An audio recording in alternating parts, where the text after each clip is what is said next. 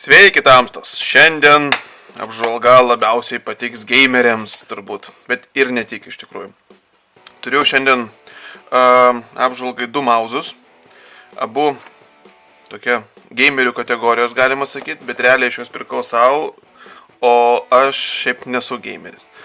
Pradėkim nuo šito Thunderbirdo, atėjo tiesiog į maišelį supakuotas realiai, be jokių dėžučių. Taip, tai įeina kompaktas su programa, kurią būtinai reikia instaliuoti. Yra instrukcija anglų kalba, net vokiečių kalba. Bet iš esmės, sakyčiau, nėra reikalo ją naudotis, nes viskas labai aišku iš esmės. Nors ir funkcijų yra labai daug. Vienintelis kas nesupratau, kas vat yra čia. Dėžutė tokia atėjo ir viskas. Kol po to supratau, kad va čia vat atsidaro mauzo. Ir putį. Va. Įsideda tokie metaliukai. Kol aš supratau, kam jie reikalingi, tai va, bent jau kaip aš išsiaiškinau, kad tai yra svoris. Tai prasme, galit pasunkinti arba palengvinti mauzą. Va taip. Netgi iki tokio lygio. Savo įsinedat, gaunasi mauzas sunkesnis, sunkiau jį truputį stumdyti, bet automatiškai jis yra tikslesnis. Taigi, pats mauzas. Čia yra tokie guminiai paminkštinimai iš tikrųjų. Laidinis, aišku, yra. Laidas yra pakankamai ilgas ir yra toksai medžiaginis. Taigi, yra išjungimo čia turbūt nuresetinimo greičiau mygtukas. Taip, pats visas mauzas yra toksai soft toucho plastikas, labai malonus iš tikrųjų, neslysta nieko ranka, labai ergonomiškai padarytas, patogu rankai pasidėti, didelis yra pakankamai ir labai faina va čia toksai iškilimas yra pasidėti nykščiui, super. Tai va, turi scrollingą aišku standartinį, kuris spaudžiasi, čia yra du mygtukai, kurie standartiškai reguliuoja DPI. Šitas mauzas turi nuo 100 iki 4000 reguliavimą DPI, tai yra kaip greitai juda mauzas, galima taip pasakyti, net ne greitai, o kiek taškų pereina mauzas, ta prasme. Kuo didesnis DPI skaičius, tuo tikslesnis yra.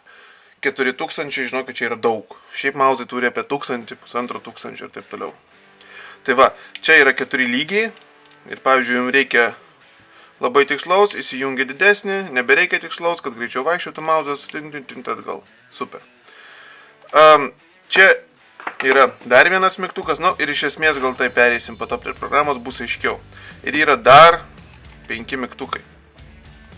Taigi, esminis šito mauzo privalumas, tai kad visus mygtukus galima užprogramuoti taip, kaip tu nori, kad darytų. Bet ką. Ten programai užsireguliuojat, netgi galima įrašyti makro režimą, ta prasme kažkokius veiksmus įrašyti ir po to paspaudus tam tikrą mygtuką, tuos veiksmus padarys visus. Tai ir kombinacijos visokios eina, viskas. Taip, ir kitas. Mauzas iš tikrųjų labai panašus.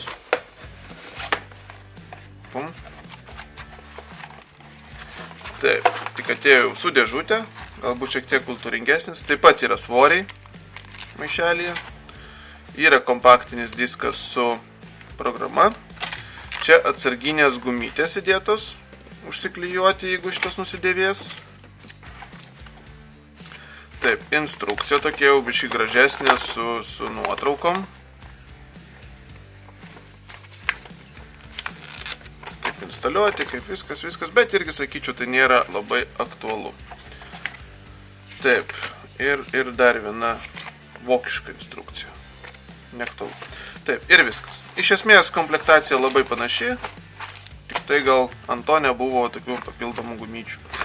Ir dėžutės, jeigu kažkam aktuali labai jinai yra. Taip, pats mauzas, iš esmės viskas irgi labai panašu, nėra to nuresetinimo mygtuko, taip pat statosi svoriai, čia jie dabar išimti yra. Taip,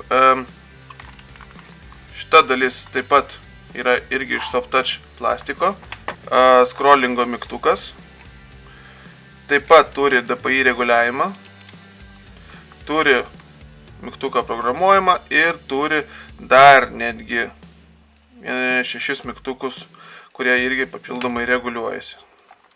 Taip pat turi programavimą, viskas iš esmės identiškai.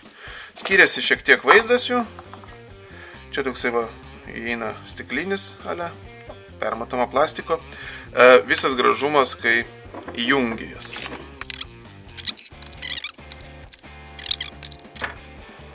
Žiūrėkit, kaip atrodo. Nu, awesome tiesiog, nerealiai. Ir šitos visos šviesos reguliuojasi. Galima keisti spalvas, žibėjimo, keitimosi greičius ir taip toliau. Nu, nerealiai, ne? Nu, šita turi daugiau tokių tarpų, kur matosi, persišviečia, tai šiek tiek gal kiečiau atrodo. Bet anyway, iš tikrųjų, abu labai kiti mauzai. Žiauriai kiti. Tai va, nu ką, pereisim prie programų. Pradėsim nuo šito, Zealoto, ir eisim prie Thunderbirdo. Taigi, taip atrodo Zealoto, taip tiksliau, visas valdymas. Tai va, turim visus mygtukus sužymėtus, kurie yra ant mauzo, ir kiekvienam galima priskirti kažkokią tokią reikšmę. Tarkim, 12 mygtukas pas mane yra užsakytas, kad tai yra multimedia. Play ir pause. Man nereikia junginėti nuo klaviatūros, reikia junginėti nuo pačią playerę, aš paspaudžiu, man įsijungia. Ten, kur reguliuojasi DPI, man kadangi tai nėra aktualu, aš pasidariau, kad tai būtų multimedia daugiau mažiau. Tai tarkim, garso reguliavimas daugiau mažiau. Tai irgi viskas reguliuojasi su vienu mauzu. Man kadangi šitas mauzas aktualus darbui, tai aš pasidariau tokius, kaip sakant, veiksmus, kurie man dažniausiai reikalingi su klaviatūra. Tai yra copy, paste ir taip toliau visus šitos tokius. Šiandien pagrindinės tokias komandas. Jeigu plus, kur man reikia padėti Excel'į ir taip toliau. Tai žiauriai patogus dalykas iš tikrųjų, kad dirbat, manau, kad gali įvertinti tai, kad tikrai paspartina darbą. Sakyčiau, dar aktualu būtų, kas redaguoja video ir taip toliau, naudoja tokias specifinės programas, kur taip pat yra naudojama daug specifinių visokių komandų. Taip pat tai galit, 7 mygtukus pasidaryti ant to, ko jums reikia. Paspaudyti ir viskas yra padaryta. Kaip ir ant to galima daryti makro visokius režimus, kur standartiškai tai 12 buvo triple click, fire, triple click. Iš esmės galima pasidaryti labai daug visokių. Netgi junginėti lemputės ant šito pačio mauzo RGB išjungti, multimedijos visokios ir makro.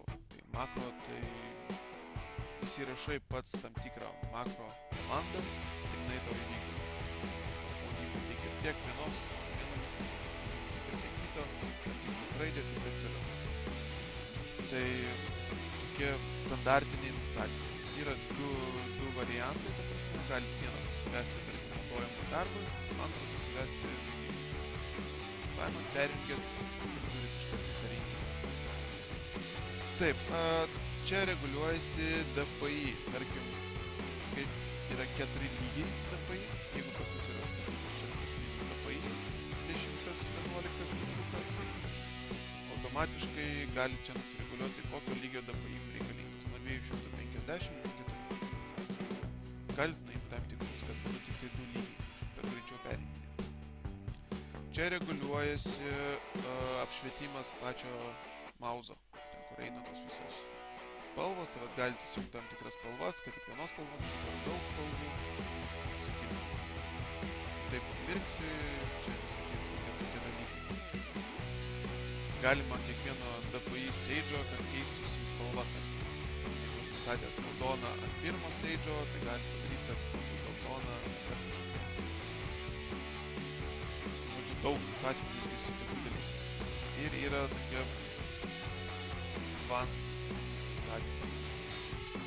Tai yra mauzo greitis, scrollinimo greitis, double clicko greitis, kokiu greičiu kartu spaudėt. Ir čia jau yra makro komandos, kur kūrėt savo komandas ir kaip sakant, visokius savo mygtukus kūrėt, taip galima pasakyti. Galima įrašinėti, ta prasme, ką jūs paspausit, čia atsiras, bet čia dar neįsigilinau, neprireikia, tai net nežinau, kaip čia viskas veikia. Tai va, toksai yra Zealoto nustatymai, šiaip sakyčiau pakankamai daug, spaudžiate apply, viskas iškart pradeda veikti, viskas super duper. Ir einam prie Thunderbirdą. Iš pirmo žvilgsnio, iš esmės, aplamai jie labai panašus, mauzai, nustatymai labai panašus, turi šiek tiek, sakyčiau, šitas daugiau. Ir galbūt šiek tiek aiškesnis. Yra pirmas dalykas profilų 4, o ant Zealoto buvo 2. Tai yra pakankamai patogu, jeigu keliems žaidimams skirtingiam nori daryti. Taip pat visi nustatymai vyksta atskirai visiems mygtukam. Čia vat yra šonas ir yra iš priekio visi mygtukai surašyti. Tai 11 mygtukų yra, ant Zealoto 12 mygtukų yra. Tai toksai vieno mygtuko skirtumas. Taip pat paspaudžiat. Čia man labiau patiko už tai, kad yra tokie basic, tarkim, surašyti. Man reikėjo ant Zealoto spausti Ctrl, Alt, Delete, ten, kad perkeltum taip, tarkim, čia arba Ctrl C, kad copy funkciją padaryti. Čia jau yra viskas surašyta, reikia tiesiog pasirinkti, ką jūs norit. Select all, paste, copy, taip toliau. Daugiau taip pat yra advanced visokių switch window, tokių komandų jau surašytų, kurios yra užprogramuotos, reikia tik tai pasirinkti. Medijų visokių prasukimai jau visi yra, taip pat yra makro komandos, 2 galima užduoti, berods 2. Makro menedžeris irgi taip pat leidžia įrašinėti, stabdyti ir taip toliau. Irgi viskas reguliuojasi. Taip pat DPI switchas yra, ta prasme, kur tos mygtukus galima plius minus didinti ir taip toliau ir visokie kitokie portrait, aš net nežinau tiksliai, kas čia yra. Žodžiu, visokių daug nustatymų. Tai va, čia mygtukai nustato, taip pat turi DPI reguliavimą, šitas turi nuo 400, nuo 100 iki 4000, žodžiu, didesnė amplitudė, ką jūs galite reguliuoti savo. Tai yra tarkim 1 lygio, 2 lygio, 3, 4, čia netgi 5 lygiai yra. O ant to buvo 4. Tai va, šiek tiek irgi taip paskėtis. Šiek tiek visko daugiau yra būtent ant Thunderbirdo. Taip pat reguliuojasi lempos, lemputės apšvietimo. Tai va, irgi galima pasirinkti spalvą, kokią nori visiškai. Bet kokią gali padaryti. Tai greičiai keitimosi, taip toliau. Ten gal su spalvom buvo šiek tiek daugiau nustatymų, galima mirksėjimą buvo keitimas spalvų nustatyti, čia tokio aš nematau, galima pasirinkti vieną spalvą. Taip, ir informacija apie šitą visą. Tai va, tokie, kaip sakant, mauzai, super duper. Sakyčiau, visai daug nustatymų ir visai daug ką galima padaryti. Čia kaip reaguoja double klikas, irgi greitis yra, scroll speedas. Pointer speedas, nu žodžiu, daug nustatymų, akceleracija, žodžiu, rimti gamingo mauzai, bet tinkami ir ne tik. Tai tokie pas mus gameriški mauzai, kaip matėt, galimybės yra labai didelės, kuris geresnis, kuris blogesnis, neturiu ką pasakyti, iš tikrųjų abu žiauriai kieti, abu labai geri ir ten Navaroto turi labai daug. Thunderbirdas turi šiek tiek daugiau, galbūt aiškesnė truputį programa, man labiau patiko, tai vien tik tai toks ir skirtumas yra. O šiaip tai abu yra superiniai daiktai. Taigi, tikiuosi patiko video, dėkit laikus, užsiskraibinkit ir Facebooką, ir ten pasirodo video, ir dar daugiau naujienų ir nuotraukų. Ir iki greito!